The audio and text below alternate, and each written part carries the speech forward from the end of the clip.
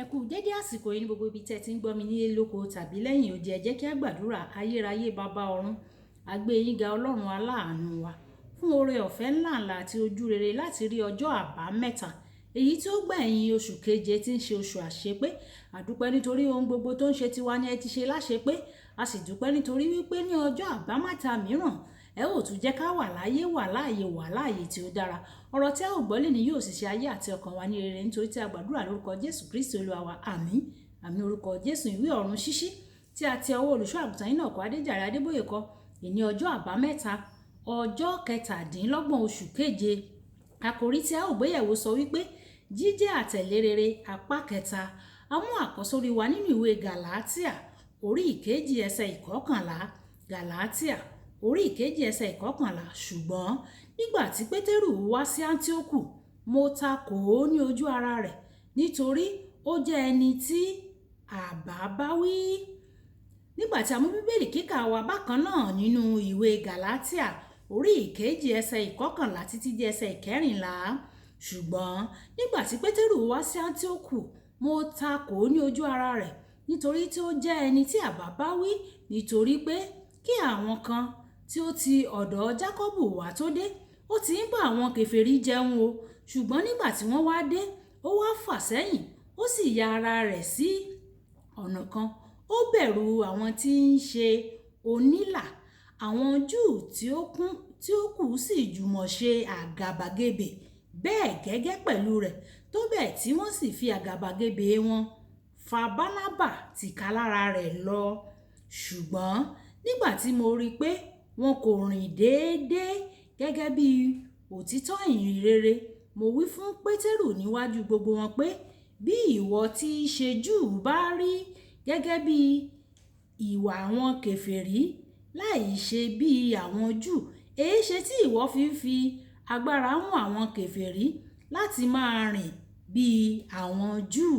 Wàyí ẹ tẹ́tí bẹ̀lẹ̀ jẹ́ láti gbọ́ ohun tí olùṣọ́ àgùntàn Enoch Adéjàre Adébóyè ní fún wa ní èní ọjọ́ àbámẹ́ta. Ìpèníjà gbòógì tí jíjẹ́ aṣíwájú ní ni pé àwọn ènìyàn máa ń rí àwọn aṣíwájú, wọn máa ń rí wọn gẹ́gẹ́ bí ẹni tí kò lè ṣe àṣìṣe, nígbà tí èyí kò sì rí bẹ́ẹ̀ rárá o. Mo mẹ́nu bà á lánàá pé àwọn aṣíwájú máa ń nílò ìrànlọ́wọ́ ní ìgbà mìíràn, ṣùgbọ́n lékè ìyẹn ó yẹ kí o mọ̀ pé wọ́n lè ṣe àṣìṣe o.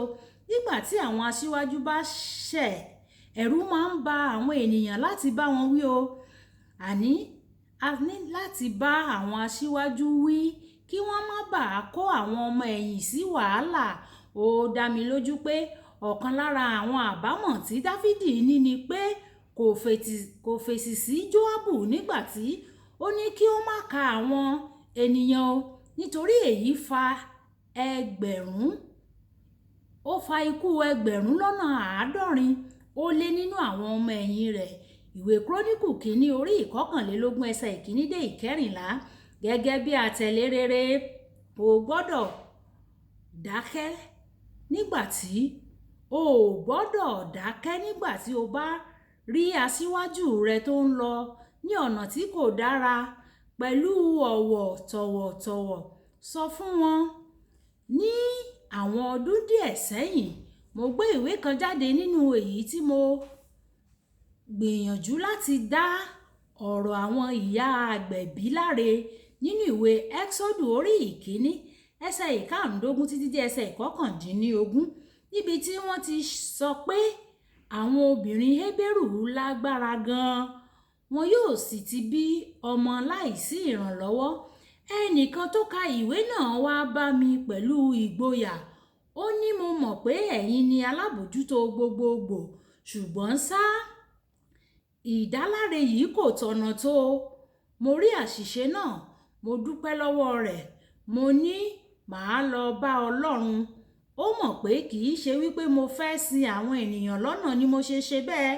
Mo tú ìwé náà kọ, mo sì dúró níwájú ìjọ, mo sì ní mo ti ṣe àṣìṣe o. Mo kọ nǹkan nínú ìwé yìí tí kò yẹ láti kọ. Mo tọrọ àforíjì, mo sì fi kún un. Torí náà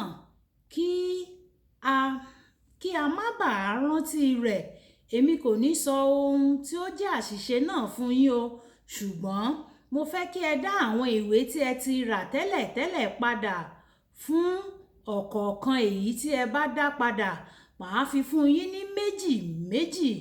Mo gba gbogbo ìwé náà padà, mo sì dáná sun wọ́n. Ọpẹ́ ni fún Ọlọ́run pé ẹnìkan tí ó ní ìgboyà láti wá bá mi wí lónìí pẹ̀lú bí Ọlọ́run ṣe ti fi kún ipá tí a ní, yóò ti nira láti pa àṣìṣe náà rẹ́ kúrò lọ́kàn àwọn ènìyàn nínú ara Kristi kan náà pé ẹni náà ló rò pé mi ò ṣe é bá wí. Nínú bíbá olórí wí, rí dájú pé fún àǹfààní aṣíwájú náà ni àti àwọn ẹ̀ẹ̀mọ ẹ̀yìn tó kù, dípò kí o fi hàn wípé o mọ̀ jù lọ. Bá aṣíwájú náà sọ̀rọ̀ ní ìkọ̀kọ̀ ní ṣàfihàn ìfẹ́. Bá a sọ̀rọ̀ ní ìkọ̀kọ̀ kí o ṣe àfihàn ìfẹ́ àti ọ̀wọ̀. Ṣe àgbékalẹ̀ ọ̀rọ̀ náà ní ọ̀nà tí yóò rọrùn láti gbà, tàbí kí o wá ẹnìkan tí ó súnmọ́ aṣíwájú náà láti bá ọ bá sọ ọ̀rọ̀. Aṣíwájú lè rí gẹ́gẹ́ bí ohun tó rọrùn láti gba ìbáwí náà láti ọ̀dọ̀ ẹni náà ju láti ọ̀dọ̀ rẹ lọ. Aṣíwájú lè rí wípé ó rọrùn láti gba ìbáwí lọ́dọ̀ ẹni tí ó sọ fún kí ó bá aṣíwájú sọ̀rọ̀ ju láti gba ìbáwí lọ́dọ̀ rẹ lọ. Kókó àdúrà máa ta kété má ṣe ta kété o nígbà tí aṣíwájú rẹ bá ṣe àṣìṣe o. Bá wí pẹ̀lú ìfẹ́ àti ọ̀wọ̀. Má ṣe ta kété nígbà tí aṣíwájú rẹ bá ṣe àṣìṣe. Bá wí pẹ̀lú ìfẹ́ àti ọ̀wọ̀. Ìjà sọ pé bàbá mi, Olúwa oore ọ̀fẹ́ láti lè tọ́ àwọn aṣíwájú mi sọ́nà. Olúwa yọ̀ǹda rẹ̀ fún mi. Oore ọ̀fẹ́ láti tọ́ gbogbo àwọn tó jẹ́ aṣíwájú mi sọ́nà o. Olúwa fún mi ní oore ọ̀fẹ́ náà láti tọ́ wọn sí ọ̀nà òtítọ́, kí n má ṣe máa fi wọ́n ṣe yẹ̀yẹ́ nígbàkúgbà tí wọ́n bá kùnà àbí tí wọ́n bá ṣe àṣìṣe. Olúwa yóò fún gbogbo wa ní oore ọ̀fẹ́ ní orúkọ Jésù. Olúbùkọ́lá Ayako ní orúkọ mi. Nígbà tí a ó máa pàdé lọ́la, ìpàdé wa bí oyin, ẹ máa like, ẹ máa share, ẹ máa comment nípa ẹ̀ kí àwọn ènìyàn kí wọ́n lè jẹ àǹfààní ọ̀run ṣíṣí Yorùbá. Ìpàdé wa bí oyin. Ó dàbọ̀.